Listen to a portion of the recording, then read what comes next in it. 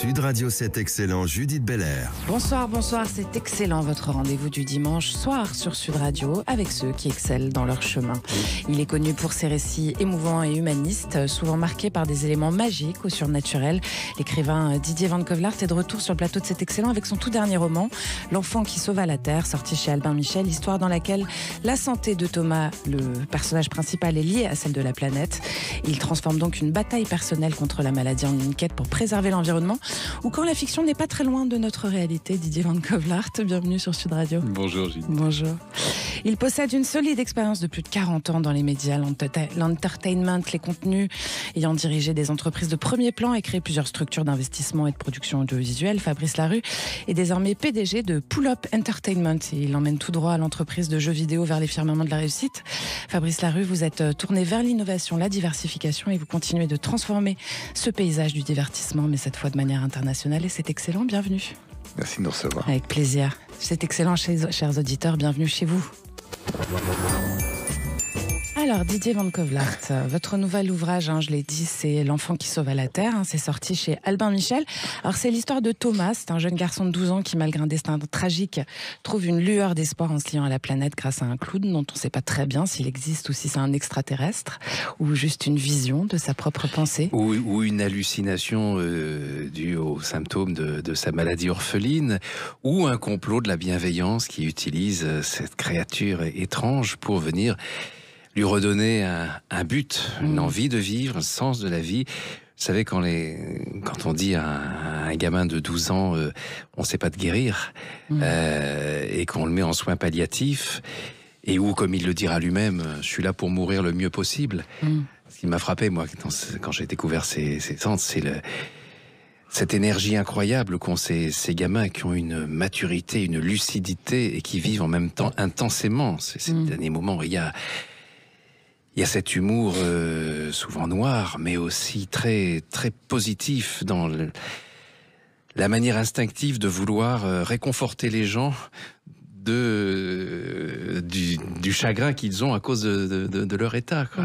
Et comme il dit, quand il parle du personnel soignant, il les comprend parce qu'il y a beaucoup de rotation, gens qui partent, et puis il faut les aider à tenir le coup. Et un jour, une femme clown ouvre la porte de sa chambre et lui dit: la médecine peut rien pour toi, mais toi, que lui qui peut. Mais toi, tu peux soigner la terre, et c'est ce qui va rendre ta guérison nécessaire. Alors au début, il rit poliment, il y croit pas une seconde. Je dis: c'est quoi ce numéro? Et apparemment, les autres personnes ne le voient pas. Alors est-ce que c'est une... Et elle lui dit: mais clown, c'est juste une couverture pour accéder jusqu'à toi, en dépit des contrôles sanitaires. Mais maintenant, elle dit: mais vous êtes qui alors? Je suis qui tu veux. Qui tu voudrais que je sois, Voilà, je me conformerai à ce que je suis une fée, une extraterrestre, que je suis la Vierge Marie. Ce à quoi il lui répond: je suis trop vieux pour croire aux fées, les extraterrestres, ça n'existe pas, et la religion, ça sert qu'à se taper dessus. Voilà. Et peut-être qu'elle existe, peut-être qu'elle est invisible aux autres, peut-être qu'il se l'est fabriquée pour lui, ou peut-être que c'est une manière pour quelqu'un de se faire passer pour cette créature extraordinaire qui va lui redonner un but et lui prouver qu'il a les moyens d'agir à distance sur l'état de la planète. Et de s'auto-guérir en même temps, quoi. Oui, c'est dire à quelqu'un: tu es utile, tu es indispensable, et la Terre a besoin de toi.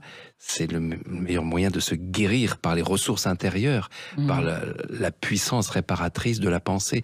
Nos pensées peuvent polluer autant qu'elles peuvent réparer. Alors c'était ma question d'après, c'est que nos pensées, elles se matérialisent dans le livre, clairement. C'est-à-dire que la manière dont on pense nous emmène dans la matière qu'on aura prédéfinie pour nous-mêmes, en fait. C'est un peu ça que vous nous dites, quoi. Mais tout est interconnecté. On voit comment fonctionne la nature, dans les rapports entre les arbres et les animaux, entre tous ces échanges dont l'homme s'est exclu à force de fabriquer des outils, aussi merveilleux soient-ils, mais qui l'ont éloigné de sa propre nature et de son interconnexion. Et d'une certaine réalité, oui.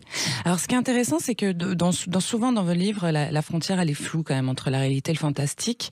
Est-ce que l'imaginaire, il a justement cette fonction thérapeutique ou salvatrice face aux défis contemporains, nos défis personnels, mais surtout les défis climatiques, tous les défis qu'on connaît dans la société d'aujourd'hui? Oui, bien sûr. Je pense que nos pensées peuvent polluer autant qu'elles réparent, mais la visualisation créatrice, c'est quelque chose qui existe. Comme on peut faire du bien à des gens, ces expériences faites très nombreuses en milieu hospitalier, où on demande à des groupes de se concentrer sur des numéros de lit. Et ils savent pas qui est dedans, ils savent pas de quelle maladie souffre la personne. Simplement, on envoie, pour les croyants, des prières au 105, au 24, au 212, et un autre groupe de non-croyants envoie de la pensée positive, de la bienveillance, d'autres numéros. Et c'est intéressant dans toutes ces études. C'est qu'il y a quand même en moyenne 70 à 80% d'amélioration de l'état général de la personne sur qui on se concentre. Mais le groupe de croyants ou le groupe de non-croyants ont des résultats qui sont similaires. C'est-à-dire que cette information envoyée, une information, elle trouve son destinataire. Et l'information de bienveillance, l'information d'amour, comme malheureusement les informations de haine, de violence, ça trouve son chemin. Elles ont tendance à plus s'accrocher même, celle-là, j'ai envie de dire. Oui et non. En ce moment, en tout cas. Oui et non, parce que on peut s'en protéger. On sent tout à coup quand vous n'êtes pas bien.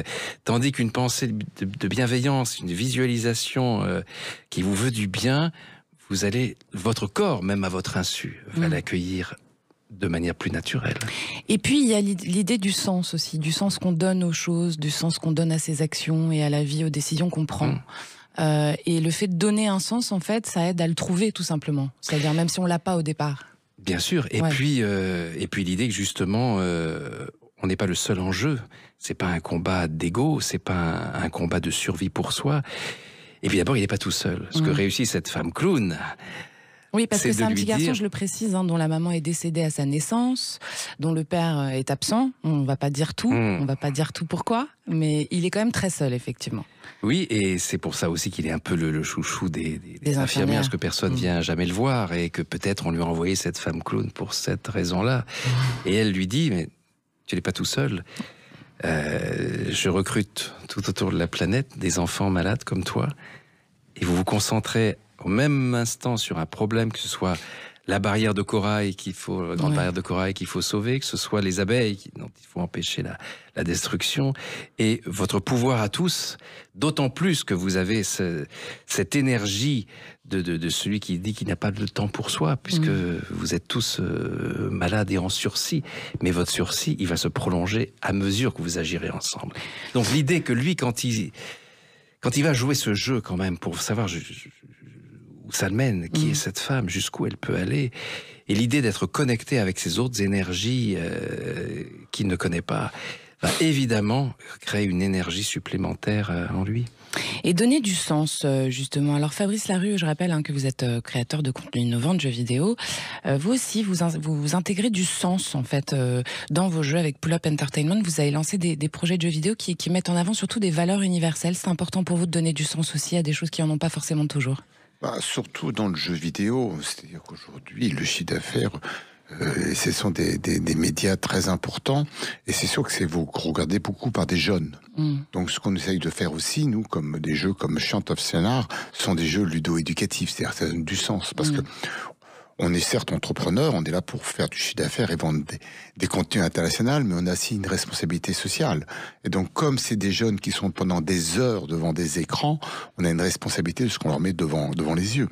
Et donc, on fait des jeux comme Space Marine 2, qui a été vendu à plus de 4,5 millions de joueurs dans le monde en un mois. Ça, c'est des jeux incroyables. Mais on fait des jeux ludo-éducatifs, comme Chant of Scénar, qui sont des jeux qui nous permettent de sortir du jeu plus intelligent qu'en rentrant.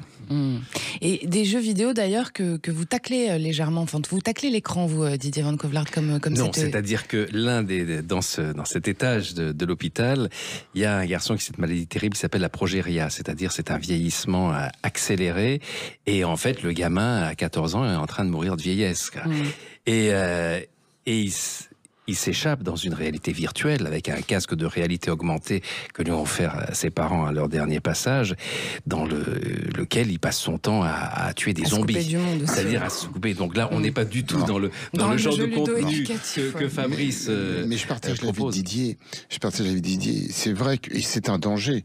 Les jeunes s'isolent parfois derrière des écrans. Ils vivent dans un monde, si vous regardez le film Ready Player One de Spielberg, qu'on a tous vu, ils vivent dans un monde du métavers. C'est un monde de oui, tout le monde va bien, exceptionnel.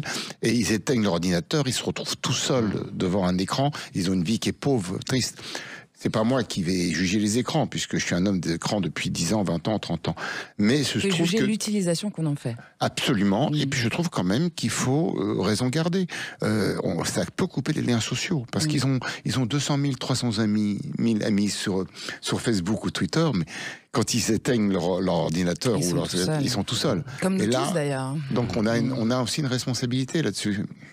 Allez, Sud Radio, parlons vrai, c'est excellent, avec l'écrivain Didier Van Kovlart et son roman L'enfant qui sauva la Terre, c'est sorti chez Albin Michel, et le PDG de Pull Up Entertainment, le créateur de jeux vidéo Fabrice Larue. On revient après une courte pause, vous restez avec nous, à tout de suite. Sud Radio, c'est excellent, Judith Belair. Merci d'être avec nous sur Sud Radio, chers auditeurs. C'est un bon choix, c'est excellent ce soir, comme tous les dimanches à 19h, avec ce soir le romancier Didier Van Kovlart et son livre L'enfant qui sauva la Terre. C'est sorti chez Albin Michel, c'est un très joli livre, je vous le recommande. Et on est aussi avec Fabrice Larue, qui est à la tête de Pull Up Entertainment, l'entreprise de jeux vidéo qui cartonne dans le monde entier. Alors Fabrice Larue, quelques chiffres déjà. Vous êtes la 2e boîte d'édition de jeux vidéo en France après Ubisoft. Absolument. Qui est en train un peu de se casser la figure, on peut le dire. Nous, on a eu la chance d'avoir quelques succès. Vous savez, c'est pas nous qui décidons, c'est le consommateur. Il achète des livres, il décide de ce qu'il doit acheter, il achète des jeux. Didier Van Kovlart, vous en êtes pas mal, vous en êtes à 47 livres, vous, c'est ça, à peu près? À peu près, oui. C'est pas mal aussi. Alors, pour en revenir sur Pull Up Entertainment, le marché mondial quand même des jeux vidéo, c'est pas loin de 180 milliards à l'année, c'est une croissance de 6% cette année. Et puis alors pour Pull Up, vous avez largement atteint votre chiffre d'affaires de l'année dernière, même plus, entre juillet et septembre, avec le succès, vous en parliez à l'instant, de Space Marine 2, autant dire que votre secteur se porte très bien. Le secteur, moi qui ai fait beaucoup de presse, de radio, de télévision, j'ai toujours cherché des secteurs où il y avait de la création, de la croissance et de la consolidation. Et quand j'ai arrêté de la production de UZ, quand j'ai vendu mon groupe à TF1, je me suis dit quels sont les secteurs qui cochent toutes les cases, mais qui ont un marché mondial. Et le jeu vidéo, c'est 95% de chiffre d'affaires à l'international, c'est 93% numérisé. Donc 5% en France, c'est ça? 5% en France, ouais. Le marché, c'est 180 milliards, c'est 3,5 milliards de joueurs qui dépensent $60 par an. C'est énorme. Et c'est un taux de 3,5 milliards de joueurs, c'est 40% de la population mondiale. Hein. Pratiquement 50% de la population mondiale. 50%, et ils dépensent $60 en moyenne par an. C'est énorme. Ils restent entre 2 à 3 heures sur un écran. Et c'est plus le petit jeune de 15-25 ans, la moyenne d'âge c'est 39 ans, et c'est 51% hommes, 49% femmes. Mais le marché, il est exceptionnel, il est formidable. C'est comme la production audiovisuelle, sauf que la production audiovisuelle, elle se vendait pas toujours bien à l'international. La preuve, on a fait Versailles, qui était une des plus belles séries, elle se vendue à l'international, mais bon, c'était pas exceptionnel. Là, c'est tout de suite tourné international, c'est tout de suite tourné vers le consommateur, c'est tout de suite interactif, alors qu'une série, c'est pas interactif. Dans un jeu vidéo, c'est interactif, vous pouvez évoluer dedans, donc il y a une interactivité qui est beaucoup plus forte. Et alors, pour créer ces jeux vidéo, vous avez rassemblé un collectif international de talents. Donc, le but, c'est de créer des expériences vidéo ludiques, marquantes, engagées, c'est ce que vous dites. Votre groupe, il se distingue par sa volonté d'associer l'innovation, la qualité, l'exclusivité, avec des studios renommés, puis un catalogue de jeux cultes aussi, que vous avez racheté. L'idée, c'est de fédérer aussi les créateurs du monde entier autour de ces valeurs que vous portez. C'est-à-dire que c'est pas que du ludique, on l'a dit tout à l'heure. Alors, ici, comme partout, le plus beau des métiers, c'est l'auteur, c'est le créatif, c'est la feuille blanche. Que ce soit dans la presse, la radio, dans l'édition, dans le livre et dans le jeu vidéo, le talent, c'est le créatif. Donc notre rôle, c'est d'attirer des talents, les mettre dans un contexte où ils peuvent s'exprimer, créer, et nous, on doit leur apporter le support pour qu'ils puissent se développer. Si vous mettez tout sur les créatifs, ils créent, mais ils gagnent pas toujours d'argent. Vous mettez tout sur les financiers, ils savent compter, mais ils savent rien créer. Moi, mon rôle, c'est d'associer des créatifs et des financiers pour que des projets créatifs puissent être portés, diffusés au plus grand nombre. Et effectivement, la difficulté, ou du moins l'intérêt, c'est de trouver des talents. Et de ce point de vue-là, le jeu vidéo, en France, on est bon. Hein. Est-ce le que vous travaillez avec des écrivains comme Didier Van Kovlart, par exemple? Dans le jeu vidéo, pas encore. En série télé, on le fait beaucoup. On travaille beaucoup avec des auteurs en série télé. Mais là, ce que je vais essayer de démontrer, c'est qu'il y a un pont entre la série télé et le jeu vidéo. Oui, parce que vous avez transformé vos jeux vidéo en série télé. Ouais, absolument. Ouais. Oui, parce que tout de suite, par exemple, vous prenez un jeu comme Plectel, qui est un de mes jeux préférés, qui est un jeu narratif, contemplatif, qui est très très beau, qui se passe au XIVe siècle, d'une qualité graphique exceptionnelle. Quand vous prenez des histoires comme ça, vous pouvez tout de suite le développer en série télé, parce qu'il y a de la matière. Dans un univers. Ouais, absolument, c'est immersif. Ouais. Donc, mais surtout, quand vous avez une communauté de 12 millions de joueurs, vous allez voir une plateforme et vous lui dites j'ai une communauté de 12 millions de joueurs sur ce segment 25-35 ans. Eux, ils sont intéressés. Parce que aujourd'hui, les plateformes cherchent à avoir du contenu original, compétitif par rapport à leurs concurrents. Et s'il y a déjà une communauté qui a déjà regardé, qui connaît la marque, ils vont suivre forcément. Et ce qui est intéressant, c'est cette frontière qu'il y a entre cette virtualité et puis une certaine forme de réalité. Parce que quand on revient à une série, on revient quand même si c'est évidemment du projeté et de l'imagination, à une certaine forme de réalité plus connue en tout cas. Alors, c'est des séries qui sont différées c'est des fictions. Si on va sur l'animation, non. Parce qu'on fait aussi des séries d'animation. Mais c'est vrai qu'on revient à des réalités. On l'a vu d'ailleurs avec les plus grosses licences de Star Wars qui sont développées en jeu. Et de l'autre côté, vous avez des licences comme The Witcher, qui était un livre d'ailleurs, qui était vendu à des millions d'exemplaires, qu'on a sorti. Qui est devenu une série. Qui est devenue une série. Très bonne série d'ailleurs. Absolument. Et alors, évidemment, l'IA, on imagine que ça change beaucoup de choses.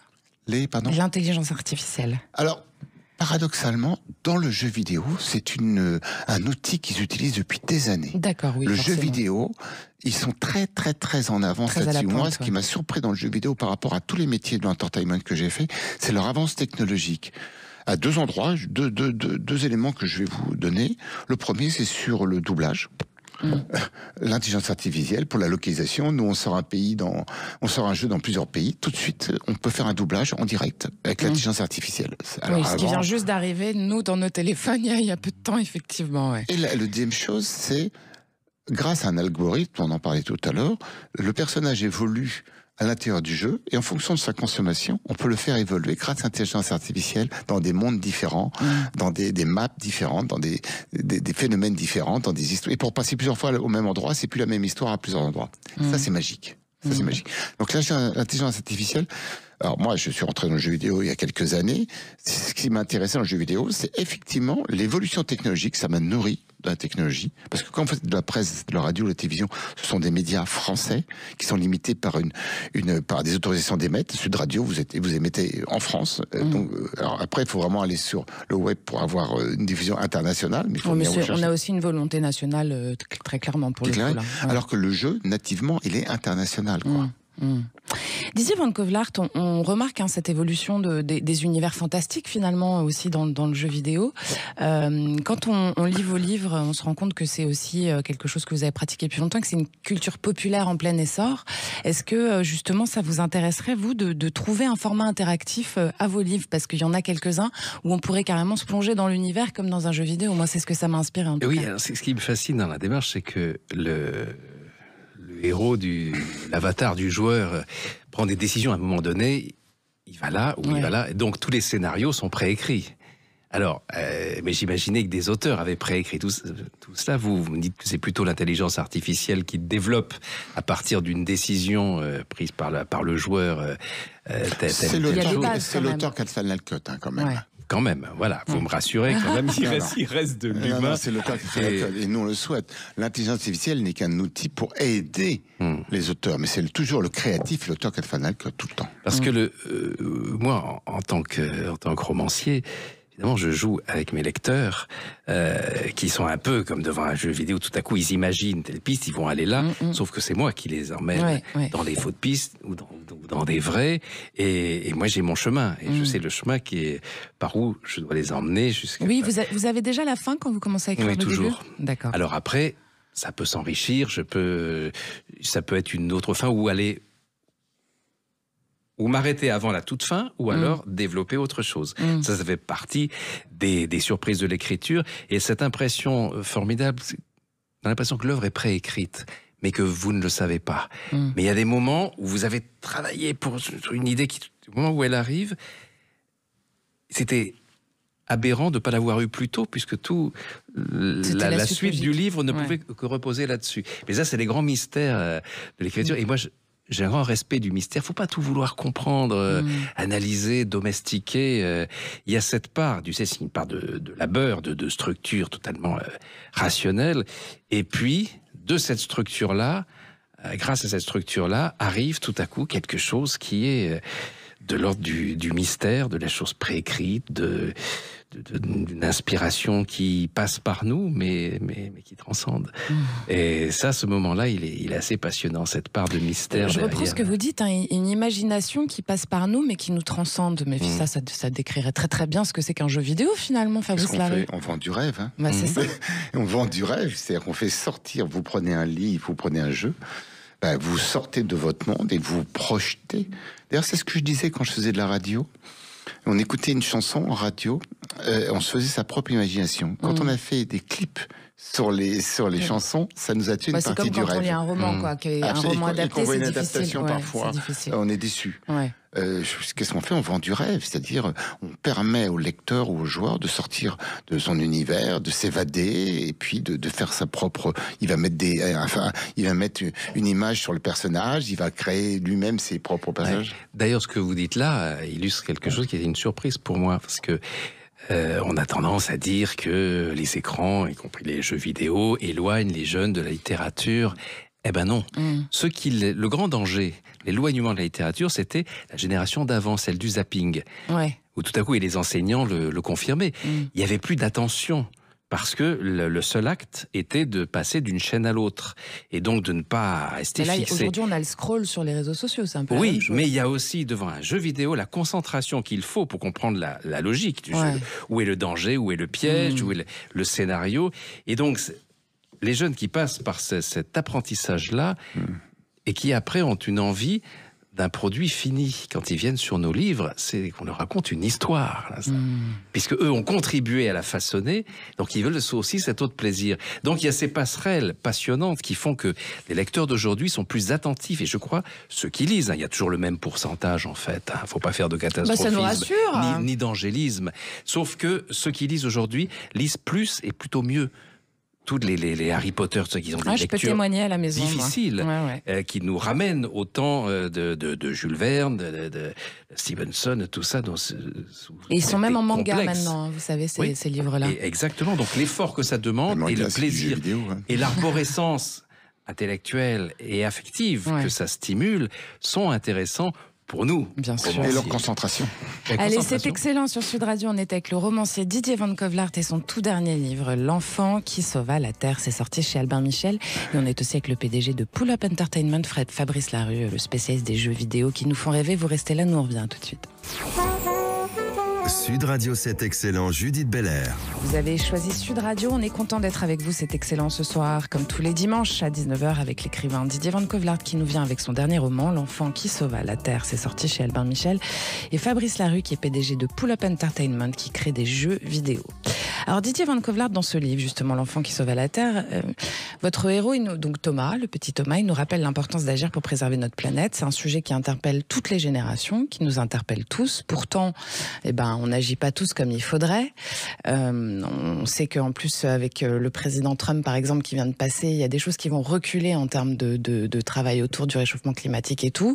Donc, quand on vous entend parler de lui, vous nous dites que à travers ces petites actions individuelles, on peut changer une globalité, un peu comme Pierre Rabhi nous disait, mais ça devient compliqué d'y croire, j'ai envie de dire. Du colibri, mais non, parce que si on arrête d'y croire, si on baisse les bras et si on ferme les antennes du rêve, c'est terminé. Et puis, comme dit la clown à Thomas à un moment donné, c'est pas en répétant tout le temps que la Terre se réchauffe qu'on va l'aider à refroidir. Donc il y a d'autres actions. Donc il faudrait dire quoi? La Terre va se refroidir? Alors ce pouvoir, c'est ce qu'elle lui apprend, et une chose qui marche très fort, c'est le meilleur moyen d'obtenir un résultat, c'est de se réjouir de l'avoir déjà obtenu. Parce qu'il y a une force qui est plus efficace que l'espoir ou la prière, c'est la gratitude. Okay. Et cette énergie que l'on diffuse et que d'autres personnes peuvent capter et amplifier et que la nature peut ressentir aussi. Il y a ces expériences extraordinaires faites par ce Mexicain, ce paysan illettré, José Carmen Garcia Martinez, qui fait pousser les plus grands et les meilleurs fruits et légumes du monde, sans eau, sans engrais, uniquement avec des pensées d'amour et du dialogue. Et ça, ça, il paraît que ça marche vraiment, effectivement. Bien sûr, quand ça on marche. parle Et aux puis, plantes, elles sont contentes. Quoi. C'est vrai. Lui, il dit la conversation est le meilleur des fertilisants, et il le prouve. C'est-à-dire tout ça, dans tous les pays du monde où il est passé, ont testé en université, en laboratoire. À Paris, j'étais là quand on l'a testé au musée d'histoire naturelle, et non seulement la taille, il fait des choux de 50 kilos, des plants des pieds de maïs de plus de 5 mètres. En leur parlant, du coup. Oui, et en l'envoyant ce dialogue d'amour, en le visualisant, dire tu vas être le plus beau, tu vas tous nous donner Et alors, est-ce que plaisir ça marche sur gustatif. nous-mêmes? C'est-à-dire, si on se regarde dans le matin dans le miroir comme la reine de Blanche-Neige, en se disant est-ce que c'est moi la plus belle, est-ce que ça marche? Sauf Vous que là, devenez la plus belle. oui, C'est ça, je veux mais savoir. ce qui marche encore mieux, c'est si quelqu'un vous dit oui, tu es la plus belle. Ah d'accord, ok. Bon, Parce faut que je là, trouve quelqu'un, on est dans alors. une pensée. Non, on est dans une pensée d'amour et non pas dans une volonté de l'ego, si vous voulez, D'accord, ou ok. Dans le don. Et on est dans cette rencontre d'énergie, il fait qu'il se passe quelque chose. Alors, ça paraît être un truc de bisounours, mais non. Quand la science vous prouve que ça existe, prouve que la nature est en demande de cette connexion, de ce contact-là, parce que c'est ce qu'elle utilise, comment les végétaux se font polliniser. Par la séduction, Oui, bien par sûr. la séduction, par la ruse, par le leurre. Vous avez des orchidées capables de se transformer, de créer à l'intérieur de la fleur la copie absolue d'une guêpe femelle pour attirer une guêpe mâle qui va venir à la polliniser, sauf que bon, elle trouve pas l'orifice, alors il se remplit de pollen qui va aller porter sur une autre fleur. Parce que cette orchidée-là à laquelle je pense, il n'a aucun pollinisateur. Donc elle a dû fabriquer quelque chose, un leurre. Mais non seulement elle fabrique l'apparence et les proportions, mais elle fabrique l'odeur. Donc on Elle pourrait fabrique les presque phéromones se demander si elle a une sexuelles qui conscience, attirent. quoi, cette fameuse orchidée. Bien sûr en qu'elle a fait. une conscience. D'accord. Et la grande question paraît évident avec vous. est de savoir où est-elle allée chercher l'information. Ouais. Parce que la guêpe en question, c'est les tinidés, la guêpe femelle, elle vit sous terre, elle n'a pas d'ailes, et elle ne sort qu'au moment où pour être fécondée, et c'est le mâle qui la chope, qui lui a des ailes, et la féconde en l'air. Donc, au moment où l'orchidée fabrique cette image-là, elle n'a jamais vu la guêpe femelle, pas une guêpe qui vole. Donc, où est-elle allée chercher son image, si ce n'est peut-être dans la conscience du mâle qui cherche sa femelle? Là, c'est de l'hypothèse de romancier. Mais pour comprendre la nature, il faut, et qu'on est sûr du résultat, après, c'est d'imaginer quel chemin a choisi la nature. Donc, cette information constante qui est là partout, la manière dont... C'est tout ce que la clown apprend à Thomas. C'est-à-dire s'insérer dans ce processus de communication tous azimuts qui fait que les arbres, quand ils sont attaqués, se préviennent mutuellement, déjà modifient la composition de leurs feuilles. Mais ça, on sait comment ils communiquent Contre le prédateur, les racines. ça a découvert. Mais ça, si vous voulez, quand j'ai écrit il y a 20 ans là-dessus, c'était avant que les scientifiques les prouvaient. L'imaginaire, il est là aussi. Donc c'est peut-être pour parce que ouvrir vous avez des voies. projeté cette vision-là qu'on a fini par la trouver. C'est ça que vous dites. J'ai travaillé beaucoup avec Jean-Marie Pell, qui était un grand botaniste du monde et qui me soumettait des énigmes par rapport à des comportements de plantes pour avoir mon envie de romancier. Et quelquefois, oui, ça a accompagné des recherches et des découvertes. Fabrice Larue, quand on écoute Didier Van Cauwelaert, il nous parle de la communauté de la nature dont on fait partie. En fait, on parle de communauté globale terrienne. Vous avez une communauté aussi, qui est une communauté de joueurs, qui est une communauté qui vous suit, qui est dans ce constant processus de communication dont nous parle Didier Van Cauwelaert. Il agit très objectivement dans vos jeux aussi. Déjà, est-ce que vous avez un retour sur leur utilisation?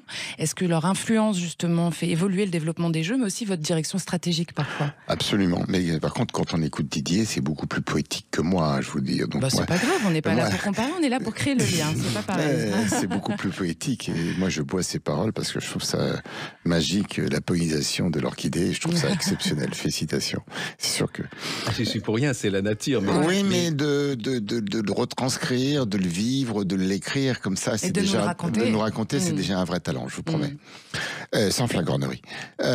Non, nous, c'est vrai qu'on a la chance.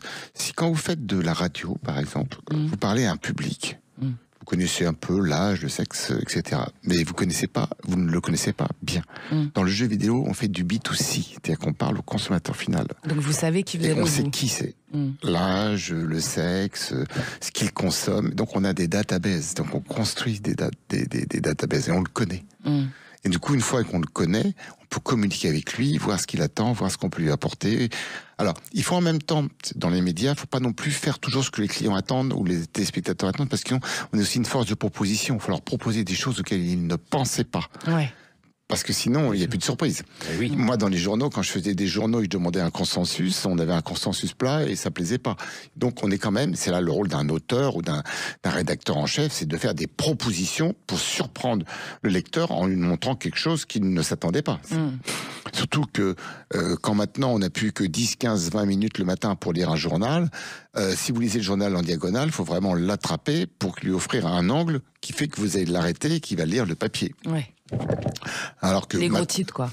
Les gros titres. Alors que sur les réseaux sociaux, il y a un algorithme qui a déterminé quel était votre profil et on vous push du contenu, mais c'est toujours le contenu qui correspond à ce que vous souhaitez. Alors là, du coup, vous ouvrez pas vos chakras sur d'autres horizons.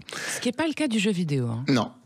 Ce qui n'est pas le cas de jeux vidéo. Il y a un contenu familier au départ la plupart du temps, mais vous les emmenez ailleurs. Quoi. Absolument. Et ça, c'est la force du jeu vidéo. Moi, ce qui me surprend, et c'est peut-être ce qui va me motiver pour les gens qui viennent, c'est la profondeur du marché et la profondeur de la découverte de ce secteur.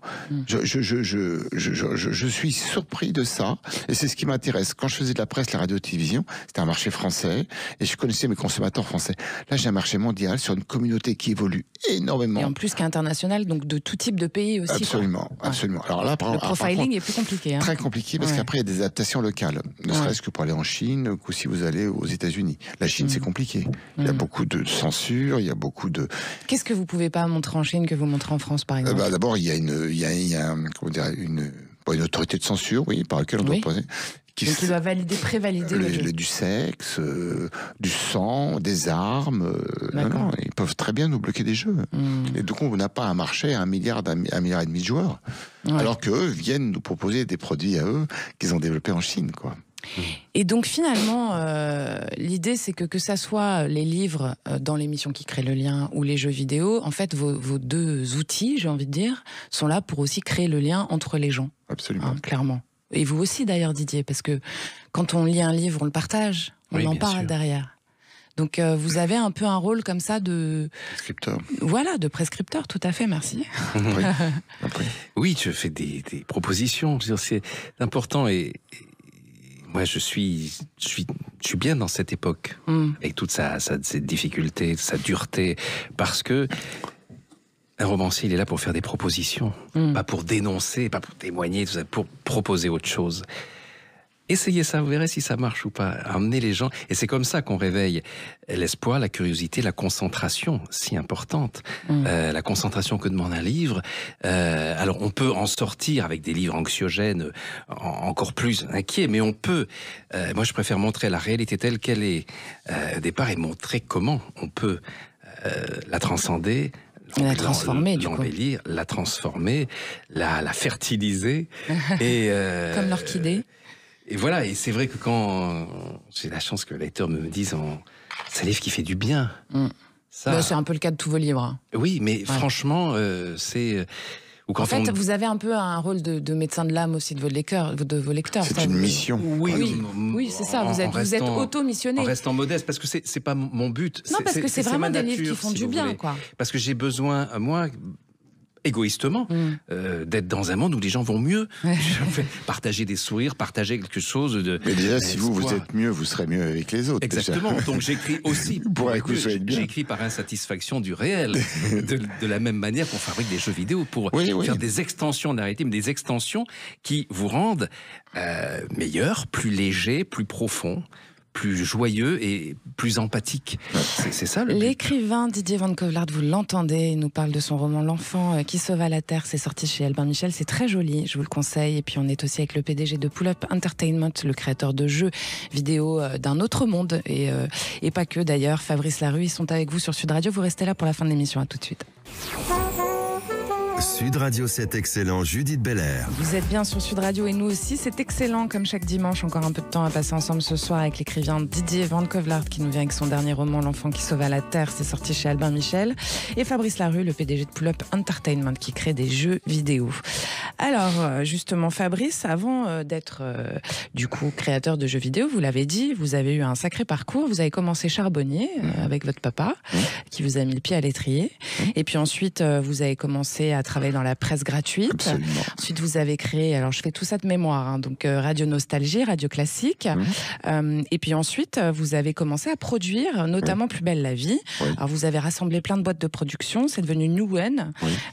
Et puis vous avez développé des séries comme Versailles, effectivement. Alors qui a quand même été développé à l'international, hein, tout de même. Et c'est intéressant parce que finalement, vous avez quand même, alors vous avez donné de la France à l'international avec une série comme Versailles, et puis à la France, vous avez donné de l'international puisque vous êtes quand même le premier à avoir fait des séries. C'est-à-dire Plus belle la vie, c'est vraiment la première série qu'on a suivie après Hélène et les garçons pour ma part, hein, mais ça, c'est ma génération. Mais c'est vrai que c'est vraiment le syndrome série qui est arrivé en France par vous, quoi. C'est-à-dire que quand vous entrez dans un métier, dans le monde des médias, il faut essayer d'être disruptif. Moi, quand j'arrive dans la presse il y a 40 ans, c'est la PQR, la presse quotidienne régionale. Et qu'est-ce qu'on invente? On invente les journaux gratuits, qui est un lien qu'on livre directement dans les boîtes aux lettres, parce que les gens ont besoin de communiquer entre particuliers et particuliers. Quand on arrive dans la radio, dans les années 85, il y a des radios généralistes, périphériques, comme Sud Radio, qui émettent de Andorre, ou RTL, qui émettent de Luxembourg. Ça date, ça. Mais on amène quoi? On amène la FM. La FM, c'est un nouvel espace de liberté. C'est un média disruptif. Il y a la radio de papa, c'est RTL, et la radio du fils, c'est Énergie. D'ailleurs, Énergie, ça veut dire nouvelle radio jaune. Donc, on amène des choses disruptives. C'est vrai qu'on a oublié qu'Énergie, ça voulait dire nouvelle radio jaune. Absolument. Et eux, ils ont targeté, ils ont ciblé les 15-25 ans, et nous, on a ciblé les 25-49 ans avec Nostalgie, parce qu'il fallait bien qu'on se partage un peu le phénomène. En plus, je trouve que... Alors, ce qui est marrant, c'est que la tranche de population qui écoute Nostalgie, je crois qu'elle n'a pas tellement bougé, finalement. Non, parce qu'ils ont suivi la cible et non pas le public. D'accord. C'est une bonne chose ou une mauvaise chose, Fabrice Larue?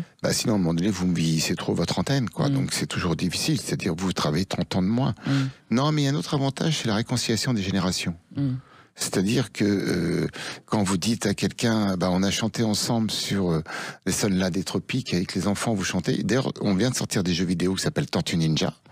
Le prescripteur, c'était le père qui disait à son fils, j'ai joué à Tortue Ninja il y a 30 ans, on va jouer ensemble à Tortue Ninja. Ça a deux vertus. Même moi, je pourrais y jouer, j'avoue. Ça a deux vertus. D'abord, il sait qu'est-ce qu'il met devant l'écran de son fils. Donc, ça le rassure. Et en plus, il joue avec son fils. Donc, que ce soit de Nostalgie, que ce soit... C'est de la réconciliation des générations. Et on a besoin de la réconciliation. Le fil, c'est ça, de Nostalgie. C'est intéressant de voir qu'en changeant de support, qu'en fait, vous êtes toujours l'idée directrice. Moi, oui. Alors, peut-être mon côté nostalgique... Le problème, c'est qu'il faut vivre le présent, parce que le passé, c'est passé, l'avenir, on ne sait pas ce qui sera fait. Mais le passé est un phare pour le présent. Oui, absolument, c'est vrai, c'est un phare pour le présent. Mais il faut savoir d'où nous venons pour savoir où nous allons. Mais il ne faut pas non plus toujours tomber dans la nostalgie, parce que le côté c'était mieux avant, on en a un petit peu marre. Donc à chaque fois qu'on rentre dans un métier, il faut être disruptif. Moi, quand je suis entré dans la télévision, dans la production de télévision, c'était il y a 20 ans pratiquement, 2005, 2007, il y a 20 ans, on faisait des unitaires pour France 3. Je dis, mais moi, je veux pas ça, je veux des séries, je veux des marques internationales, je veux qu'on raconte des histoires, je veux qu'il y ait des cliffhangers, Et on m'a dit, oui, mais ça se fait pas, ça fait 30 ans qu'on fait comme ça. Et à chaque fois, il faut apporter quelque chose de disruptif. Oui, surtout qu'en France, les barrières sont difficiles à faire tomber. C'est-à-dire que c'est toujours l'apport du changement. Quand on est dans un... Il faut que tout change pour que rien ne change. Donc à chaque fois, il faut qu'on se remette en risque pour pouvoir évoluer. Moi, ce que j'ai toujours essayé de faire, c'est qu'à chaque fois qu'on était installé dans notre confort, qu'on soit disruptif, qu'on se repose des questions. Il faut penser en dehors du système, parce que sinon c'est le système à un moment donné qui va vous imposer un standard. C'est ce qui me gêne d'ailleurs aujourd'hui en France, moi. En France, on a tout inventé, on a été les meilleurs créateurs, on a créé la carte à puce, on a créé le premier moteur de recherche avant Google qui s'appelait le Minitel. On a tout créé. Et on s'est tout fait piquer. Et aujourd'hui, on est colonisé soit par les GAFAN, et le Google, Apple, Facebook, Amazon, Microsoft, qui nous colonisent par la langue, par la tech, ou par les Chinois qui nous écrasent avec leur marché. Et nous, la France, la vieille France, il faut qu'on trouve un modèle où il faut qu'il y ait à peu près que dans le luxe, on s'en sort. Enthousiaste, parce qu'on a un problème d'enthousiasme. Non, je parle de la France là. On a un problème on manque d'enthousiasme. C'est-à-dire qu'il faut donner la place aux créatifs, aux entrepreneurs. Il faut laisser la place aux créatifs qui s'expriment. L'autre jour, je suis allé au CES à Las Vegas. J'ai vu des jeunes créatifs qui étaient financés par des sociétés de chez nous, BPI pour ne pas le citer, des jeunes qu'on avait financés. Qu'est-ce qu'ils cherchaient ? Ils cherchaient à se financer avec des Américains à Los Angeles et à Palo Alto. Parce que c'est plus facile. Voilà. Oui, évidemment. Donc on a des talents exceptionnels. Nos meilleurs ingénieurs. Ils sont tous dans la Silicon Valley, voilà. c'est ça. Alors on va revenir un petit peu sur vous aussi, Didier Van Keuvelart. Vous avez commencé à écrire en fait aussi pour votre papa. Il y a une phrase qui est sur votre site, vous le dites, je vais faire quelque chose d'extraordinaire qui lui donnera envie de rester sur Terre, même en fauteuil roulant. Alors les éditeurs refuseront pendant 12 ans chacun de mes romans, mais la chirurgie sauvera mon père, pionnier de la greffe de la hanche. Et puis j'ai envie de dire, ça va vous sauver vous aussi, quoi. C'est-à-dire que, d'abord, mon père me racontait des histoires à partir de ma naissance, donc j'étais nourri par cet imaginaire, par cet humour. Donc, je reprends votre formule, il m'a mis le pied à l'étrier. Là, c'était l'étrier de l'imaginaire, de l'humour, de la lucidité sur le monde, mais la lucidité correctrice, quoi, qui fait qu'on crée un monde plus drôle, plus partageable, plus respirable. Et puis, il avait eu l'année de ma naissance un grave accident de voiture et il avait 15 cm de différence entre les deux jambes, des souffrances terribles, mais chaque fois qu'il racontait une histoire qui faisait rire les autres, il ne souffrait plus. Donc ça, c'est une expérience marquante pour moi. Après, plus tard, quand moi j'ai souffert d'un truc grave, j'ai vécu ça dans ma chair aussi. Oui, cet humour, essayer de faire du bien aux autres, ça vous fait du bien. Et ça se retrouve évidemment dans mes romans, parce que c'est une chose essentielle qu'on m'a transmise, que j'ai vécue personnellement, et que là, maintenant, mon imaginaire essaie de transmettre. Donc, un jour, je rentre de l'école et j'entends mon père, qui était quasiment invalide, dire à ma mère, le jour où je suis en fauteuil roulant, je me tire une balle dans la tête, je veux pas vous imposer ça. Et là, j'entends ça, et au lieu d'être complètement cassé, je suis ultra dynamisé. Et je me dis, je vais faire un truc qui va lui donner envie de vivre même en fauteuil roulant. C'est-à-dire, je vais être le plus jeune auteur publié au monde. Parce que déjà, j'écrivais mes petites histoires. Et donc, je me mets à... Je fais plus aucun devoir d'école, je ne fais que mes bouquins. Résultat, prix Goncourt et prix Femina. J'emprunte la secrétaire de mon père dans son cabinet d'avocat pour qu'elle tape en douce le manuscrit. J'envoie chez les éditeurs à 9 ans. Et voilà, c'est cet état d'urgence. Vous avez envoyé votre premier bouquin. parce qu'il fallait sauver mon père vite. Donc j'avais cet état d'urgence génial. Au secours de ma vocation, qui fait que là, j'étais le plus fort du monde. Parce que il y avait donc comme quoi le désespoir, ça peut rendre service, quoi. Ah oui, ça crée une énergie. Et c'est ce qui se retrouve dans chacun de mes livres. Voilà. Parce que lorsque tout à coup vous êtes en état de survie pour vous-même, et encore plus pour quelqu'un d'autre que vous aimez tellement, que vous essayez de sauver de lui-même, ça vous donne des ailes, et puis vous n'êtes plus à la même vitesse de défilement que les autres. Et alors quand vous avez commencé à vendre, quand vous avez commencé à être primé et tout, votre papa, ça a dû être incroyable pour lui. Oui. Parce qu'en même temps, il était avocat à 18 ans, il était orphelin de guerre, il n'a pas eu le choix, alors que il a toujours été un créateur amateur. Donc il a vécu ça à travers vous, quoi. Voilà. Aussi. Et il y a eu ce moment terrible, ma publication en 1982, mon premier roman a coïncidé avec son départ en retraite après 50 ans de barreau. Et un jour, je découvre, et il me demandait toujours, alors, tu vois qui, tu fais quelle émission, et je lui disais, et un jour, il me dit, lui donner son agenda, et je découvre dans son agenda qu'il n'y avait plus que mes rendez-vous à moi, qui peuplaient son agenda. Que c'est joli. Et puis, ce qui s'est passé de merveilleux, c'est qu'il a repris, après 5 ans de retraite, on a vu une amie avocate, qui avait un collaborateur qui n'était plus, qui pouvait plus l'aider, est venu chercher mon père. Donc il a repris du boulot. Donc il y a eu mon père m'a toujours montré cet exemple de résurrection chaque fois. De résilience, quoi. Ouais, mais ce que dit Didier, c'est important parce que ça l'honore, mais ça l'oblige. C'est-à-dire qu'en même temps, il porte une responsabilité, il porte un devoir. Ce qui est votre cas aussi, Fabrice Larue. Oui. On n'a plus qu'une minute 51. C'est mon cas aussi. Moi, j'ai perdu mes parents à 20 ans, ma mère, et à 30 ans, mon père, dans des situations catastrophiques. Je m'étendrai pas là-dessus parce que c'est trop compliqué, trop lourd. Ça a été terrible, mais ça a été un moteur énorme. Je pense que le poids de ces drames nous donne des ailes. Ou alors on s'écrase. Le poids des drames nous donne des ailes. Non, mais Didier a raison. Et sinon, ou alors après, on concentre notre vie, notre énergie en disant on doit porter quelque chose pour eux, on doit être fort, on doit être dans l'empathie. Puis vous savez, quand on pense aux autres, on pense un peu moins à soi aussi. Et on vit à leur santé, en fait. Moi aussi, On vit à j'ai leur perdu santé. mes parents et j'ai toujours cette démarche-là. Ouais. Bon, je vais C'est-à-dire vous que, voler à quelques travers phrases ce soir, je préviens. Elles sont à Allez-y. vous, Judith. On vit à leur santé à travers eux, pardon, et après on va Ouais. devoir se quitter. Qu'est-ce que vous faites à travers eux? Je leur fais des cadeaux parce que je pense qu'ils m'entendent, qu'ils me suivent et voilà, je leur fais des clins d'œil. Je pense que le clin d'œil, dans toute sa simplicité modeste, est un moyen de communication très très important. S'il nous reste quelques temps, moi je trouve que vous avez bien fait, Judith, de nous réunir parce que je trouve qu'on se connaissait pas avec Didier, mais on a beaucoup de points communs Je fais C'est bien vrai, mon dans boulot, a nos priori. blessures et nos souffrances qui nous ont construits. Et quand on dit que quelqu'un se tue au travail, moi je me suis tué au travail parce qu'il y avait que ça que je pouvais m'exprimer. Et c'est comme ça qu'on est plus que vivant. Bah oui. Parce Et qu'on se c'est tue au excellent. travail. Et dernier mot, si je me permets, moi aussi, c'est grâce à mon père que je me suis mis au charbon. Ah oui. Donc, ben voilà. Ce qu'il faut, ça, c'est un point commun très Didier, important. c'est faire des rêves suffisamment grands pour pas les perdre de vue. exactement. Eh bien, ça sera le mot de la fin. Merci beaucoup, messieurs, pour Merci. cette très belle émission. Fabrice Larue, Didier Van Kovlar. Chers amis, Merci, je vous rappelle que L'Enfant qui sauve à la Terre, c'est sorti chez Albin Michel, le livre de Didier Van Kovlar, et qu'il faut aller l'acheter, le lire. Je vous le conseille fortement. Puis alors, tout l'univers Pull-Up Entertainment de Fabrice Larue, pour ceux qui veulent savoir les dernières infos sur les tout derniers jeux, etc., c'est pull-up, ENT, toutattaché.com. Allez, c'est excellent, c'est en intégralité sur YouTube, vous le savez, sudradio.fr et tout le tintouin. Moi, je vous fais des bisous. Je vous retrouve samedi prochain à 13h30. Bye.